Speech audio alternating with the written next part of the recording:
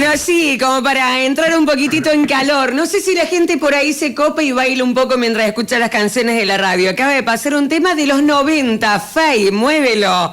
Me voy a ir a una comunicación telefónica, matecito de por medio. Le voy a contar, está en línea el doctor Rodolfo Lingua Rostaño. Le voy a contar que me he cebado un mate con yerba compuesta, con cedrón y en lugar de azúcar con miel, que viene bárbaro en esta época del año. ¿Cómo le va, doctor? Buen día. Hola Silvina, buen día para vos y para toda la audiencia. ¿Dónde se encuentra en este momento? En este momento estoy en Córdoba, en mi estudio jurídico aquí de la ciudad de Córdoba. Perfecto. ¿Me acompaña con el mate? ¿Le gusta el mate con miel o no? No probó nunca. Me gusta, sí, lo he probado porque me gusta mucho la miel. Te escuchaba recién hablar de la miel, a mí también me gusta mucho, pero yo soy más del té con miel. ¿Té con miel? Té verde con miel, sí, té común con miel, pero a la miel la acompaño, es digamos mi compañera más que nada de invierno, por la garganta y demás. Aparte de rica, bueno, está bueno, hay gente que la sufre porque no le gusta, pero cuando uno siente que es buena el paladar también está buenísimo. Doctor, vamos a comenzar porque está trabajando en Córdoba, pero también acá hoy en día se maneja mucho todo esto de internet, así que... Pero antes de eso, vamos a comenzar haciendo una introducción para conocer un poco más a la gente que quizás no tiene tanto contacto en la diaria, más en este tiempo de pandemia, que a usted le ha tocado quedarse allá en Córdoba. ¿Por qué decidió ser abogado? ¿Sí? Bueno, en realidad es una profesión que elegí porque me gusta, siempre me interesó el trabajo social.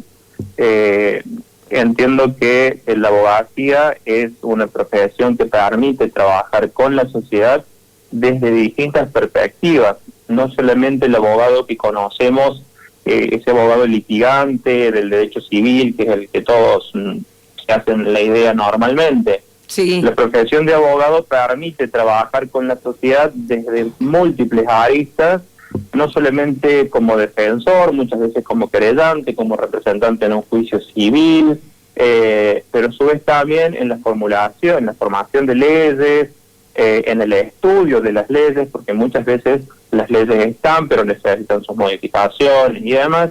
Entonces el campo laboral que abarca la abogacía es muy amplio y siempre tiene como perspectiva final la búsqueda del bien común. No existiría, exactamente, si no existiría el derecho o sería una herramienta ineficaz. En ese marco, digamos, es que elegí esta profesión, porque bueno, honestamente es una profesión que me apasiona desde el primer minuto que estuve en la Facultad de Derecho.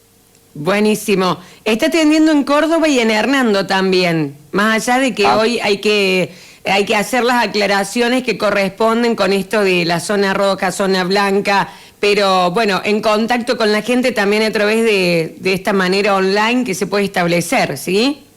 Correcto, estamos trabajando de manera online, como bien indicas. De todos modos, ahora, incluso también en la ciudad de Córdoba, si bien estamos en zona roja, con esto que los casos se han frenado bastante, han permitido la apertura de nuestros estudios. Digamos, podemos abrir nuestros estudios de lunes a sábado y atender gente en horarios y días indicados. Aquí en la ciudad de Córdoba, también como sucede en Hernando. En Hernando está atendiendo el estudio mi socia, que es la doctora Magali Ábalos, y yo estoy aquí en Córdoba, bueno, por cuestiones de que no puedo llegarme a Hernando por ser zona blanca, digamos. Pero de todos modos, desde el derecho penal y desde el derecho civil también, pero particularmente a lo que yo me dedico, que es el derecho penal, se ha digitalizado bastante, así que todo se está trabajando vía online. Todas las presentaciones que nosotros estamos haciendo se hace a través de internet, incluso en aquellos tribunales que ya han abierto, porque muchas sedes del interior, en realidad todas las sedes del interior, ya abrieron, salvo la sede de Capital, es decir, la de Córdoba, que posiblemente reabra el día lunes, ahora de la semana que viene.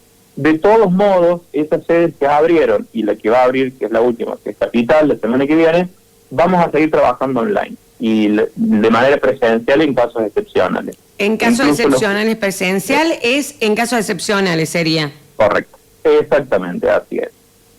Bueno, Ah, lo que pregunto también, ¿por qué se inclinó por el derecho penal? Tiene tantas ramas el derecho, tantas ramas. ¿Por qué el derecho penal? Vamos a explicarle un poco a la gente para conocer.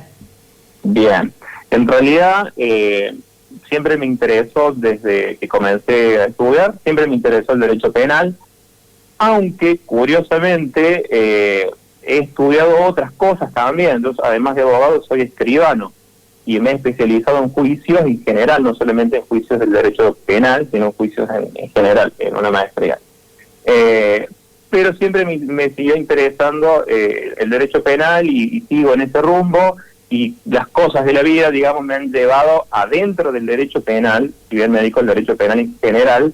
Particularmente, la mayoría de mis casos son violencia de género, violencia familiar, que son dos cosas que son distintas. Violencia de género y violencia familiar, intrafamiliar, a veces se confunden, pero son términos y situaciones de referencia que deben distinguirse.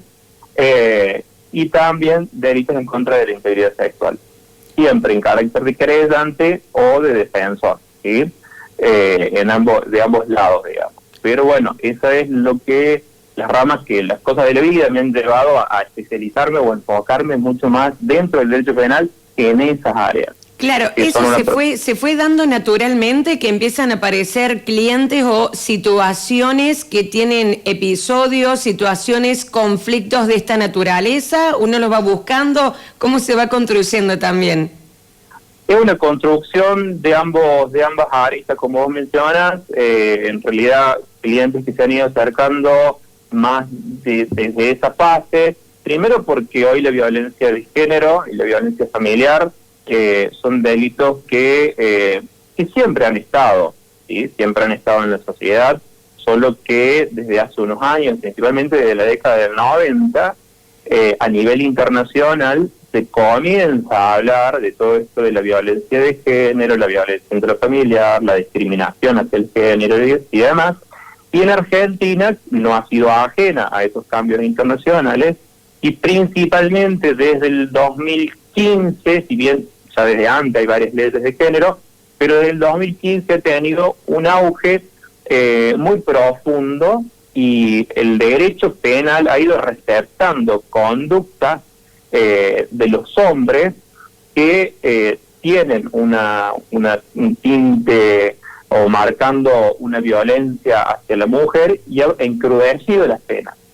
Se han hecho varias modificaciones. El Código Penal, Silvina, el Código Penal actual, data del año 1921. Allí, en ese año, fue sancionado el Código Penal. Desde entonces, tuvo 900 modificaciones parciales, de las cuales un gran número han sido por el tema de la cuestión de género. Tal es así que ahora ya hay un proyecto de cambio de Código Penal, ya hablando de un cambio sustancial, es decir, hay un proyecto que ya está a punto de salir, ahora ha sido frenado por esto de la pandemia, pero un nuevo Código Penal donde encrudece las penas que son vinculadas a los delitos en contra de la mujer. Claro. Dentro de los casos que tiene, hay muchos que son de violencia, usted decía. ¿Cuáles son los casos más comunes que le ha tocado trabajar? Bien. Los casos más comunes que se dan en la violencia de género y en la violencia familiar, por lo general, acá hay que distinguir que los delitos de género, los delitos intrafamiliar, son delitos que se dan en el núcleo de la familia y adentro de la casa, digamos. Entonces son difíciles de probar, pero no son imposibles. Y eso lo quiero aclarar porque habrá mucha gente escuchando y eso es algo que se debe saber. Porque estos delitos se dan adentro de la casa por lo general, no son delitos que se dan en la calle, como por ejemplo un robo, un hurto, que puede ser visto por otra persona, filmado por una cámara, etcétera. Los delitos de violencia familiar se dan adentro de la casa, en la intimidad familiar. Por eso muchas veces son difíciles de probar, pero reitero, no son imposibles de probar. De hecho, se prueban. Lo normal que se da en este tipo de episodios son delitos de lesiones lesiones leves, lesiones graves y hasta lesiones gravísimas. del hombre hacia la mujer o hacia algún miembro de la familia. Cuando hablamos de un delito en contra de la mujer, hablamos de un delito de violencia de género, o puede darse contra un abuelo dentro de la familia, contra un niño, contra una niña, contra un adolescente, y esos delitos, como te digo, se dan adentro de la casa y muchas veces son difíciles de probar, pero no son imposibles. Claro, lo que estaba pensando, doctor, que muchas veces hablamos de la violencia y la primera violencia que pensamos es la física, la más perceptible a los ojos, digo, la más perceptible desde el punto de vista óptico. En cuanto a las otras tipologías, digamos, de violencia, la económica, la patrimonial, la sexual, o que son más difíciles todavía de comprobar. Claro, primero empieza con una violencia verbal, ¿sí? El problema siempre está en cuanto a los roles. Hay una situación cultural que la sociedad cree que la mujer tiene dentro de la casa ciertos roles, ¿sí? Que debe lavar los platos, que debe preparar la comida, que debe poner la mesa y el hombre se debe quedar sentado. Aunque parezca mentira, allí empiezan los problemas de violencia. Con la violencia verbal, cuando la mujer empieza a advertir que esos roles son culturales, pero no son roles naturales. Ese no es el rol natural de la mujer, servir al hombre, ¿de acuerdo?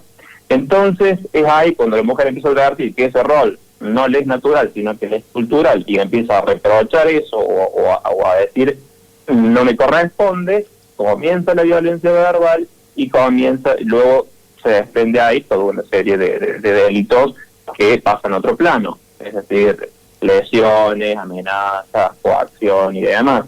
¿Sí? Hay un dato que es importante dentro de esto que yo te digo, que las penas se han encrudecido y demás. Lo cierto es que el delito no ha cesado, los delitos contra las mujeres no han cesado, sino que han aumentado. Y hay una cifra alarmante que surge de encuestas que se han hecho y demás, de censos, de peritajes, que desde el 1 de enero, ¿sí?, de este año hasta el 30 de mayo de este año, se han contado 140 muertes violentas en contra de las mujeres, de las cuales 124 son femicidios. Entonces estamos hablando de un femicidio cada 29 horas. Es decir, si no se frena esa violencia que nace desde una cuestión verbal, puede terminar en algo muy grave, muy superior a una lesión. Puede terminar en un femicidio. Estamos hablando de un femicidio cada 29 horas. Cada 29 horas, sí. Casi uno por día, casi un poquito. Desde el 2015 se determinó el 3 de junio como día en el que se reclama por el Ni Una Menos, doctor. ¿Cómo podemos interpretar esta fecha desde el punto de vista de los derechos? Mañana sería miércoles 3 de junio, entonces, el día del Ni Una Menos. ¿Cómo lo podemos interpretar desde el derecho estas marchas que se han venido haciendo desde el año 2015 y que, bueno, este año va a ser totalmente distinto por este contexto de pandemia que ya conocemos todos cuáles son las medidas? Pero ¿cómo se interpreta, cómo se lee, cómo lo leen ustedes? Claro, bueno, obviamente no va a haber movilización, sino que tengo entendido que van a sacar fotos, cada uno se propone que suba una foto con un cartel de Ni Una Menos. Y van a presentar un proyecto, van a estar presentando un proyecto, sí. Exactamente. La verdad que desde esa fecha, que eso, digamos, había surgido por un femicidio también de una chiquita, Chiara Páez, si mal no recuerdo, sí, Chiara Páez. Desde entonces, como te digo, las leyes han ido trabajando, digamos, todo el poder del aparato legislativo ha ido en tono a eso, pero falta mucho porque la solución no está en las penas altas, ¿sí? Si no está, y esto lo destaco porque es algo que está en el proyecto del Código Penal nuevo, en seguir a la persona agresora. ¿Por qué te digo esto? Porque particularmente me ha tocado representar un caso de una víctima que ha sido víctima de violencia de género, de un hombre que ha sido agresor por segunda vez y ha cometido un delito al año de haber salido de la cárcel, estando preso por una tentativa de homicidio en contra de su exmujer. Es el caso de Luque, ¿sí? Este caso, Luis Luque, lo digo públicamente, porque está en los medios, porque tiene sentencia y porque ha sido un juicio público, y con esto quiero demostrarte que en realidad encrudecer las penas, aumentar las penas y lo que sea, no es la solución, sino que la solución pasa por otro lado, está receptado en el proyecto nuevo, pero que todavía no está vigente y que me parece que va a ser una muy buena herramienta a estos fines. Luis Luque fue un sujeto que por allá en 2005-2006 apuñaló a su exmujer estando embarazada, no la mató, y le hizo papel de embarazo, si mal no recuerdo, no mató a la mujer, pero casi le da muerte.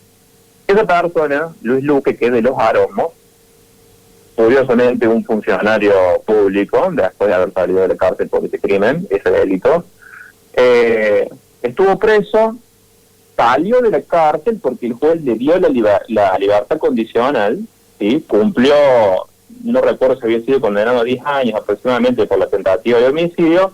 A los 6 años sale de la cárcel con la famosa libertad condicional, ¿sí? Y al tiempo de estar en libertad, vuelve a cometer el mismo hecho con una mecánica muy parecida contra otra mujer, ¿sí? Contra otra mujer que es Lorena Romero, quien yo en su momento representaba. A esta mujer le prendió fuego, le pegó, Lorena Romero estuvo internada, muy grave, a punto de morir, y con eso quiero decirte que esta persona que estuvo presa por haber cometido un delito tan aberrante como querer matar a una mujer, al tiempo que salió, quiso cometer el mismo delito contra otra mujer. Y ahí nace esta idea de una figura nueva que es el seguimiento judicial. ¿Qué quiere decir esto? Que las personas que han sido condenadas por un delito de violencia de género o violencia familiar y les toca la libertad, van a seguir siendo vigiladas por el juez, ¿sí? Para ver cómo se comportan en libertad. ¿Por qué? Porque en muchos casos salen de la cárcel y vuelven a cometer los mismos hechos. Claro, ¿sí? en la mayoría de los casos sucede eso, la reiteración, es que no, y bueno, que como pasa en otros tipos de delitos que dicen al final cuál es el verdadero espíritu de la cárcel, que debería ser también la pregunta de fondo a realizarse para ver si sirve para revertir, para restaurar, digamos, a la persona, y que cuando salga en libertad no vuelva a la reincidencia, sea del delito que sea también. O sea que me parece interesante que sea uno de los puntos que se puedan tratar. Doctor, lo que quería preguntarle, porque este contexto de pandemia, del aislamiento obligatorio, nosotros veníamos viendo también que muchos especialistas hablaban en nivel general de que se incrementan las situaciones de tensión, bueno, emocionalmente la gente por ahí se pone mal en su casa, tiene distintos estados emocionales, y no es lo mismo una familia que está en un círculo virtuoso, llamémosle, o saludable, que aquel que ya viene en un círculo enfermizo de violencia que hace a que se incrementen las tensiones, las broncas, las iras, los episodios de violencia en el ámbito familiar. ¿Se ha visto eso? ¿Usted lo ha visto reflejado en su actividad o no en este contexto, desde las medidas? Absolutamente, sí, muy interesante lo que decís, porque justamente ayer hablaba con un profesional de la salud mental, que él es psiquiatra, que trabaja con nosotros porque es perito de parte por lo general, y me contaba cuántos casos llegan a su consultorio, casos que obviamente no se denuncian ante la justicia, y particularmente me contaba un caso de un niño, ¿sí?, que los padres acudieron a sus servicios profesionales, digamos, como psiquiatra, los padres de este niño, porque se golpeaba, todos los días se levantaba y se golpeaba la cabeza en contra de la pared. En este tiempo de cuarentena, digo, ¿no?, de encierro y demás. Particularmente vivían en un departamento donde no había patio, bueno, acá de la ciudad de Córdoba. Y es curioso porque la frase del niño, que le quedó grabada a ese psiquiatra y me quedó grabada a mí, dice: mis padres se miran con odio. Entonces, advierte este profesional de la salud, y bueno, cualquiera podría decirlo, que este encierro, digamos, ha generado que las parejas, los progenitores, los padres, han encrudecido la violencia a punto tal de que los niños advierten ese malestar, digamos, en la pareja, y este niño ha llegado a decir: mis padres se miran con odio, es decir, a través de la mirada de sus padres han advertido que entre ellos se miran con odio. Y eso generó todo esto de que el menor, bueno, se golpeara la cabeza contra la pared y demás. Es decir, eso también es violencia. Violencia no denunciada, pero violencia al fin y al cabo.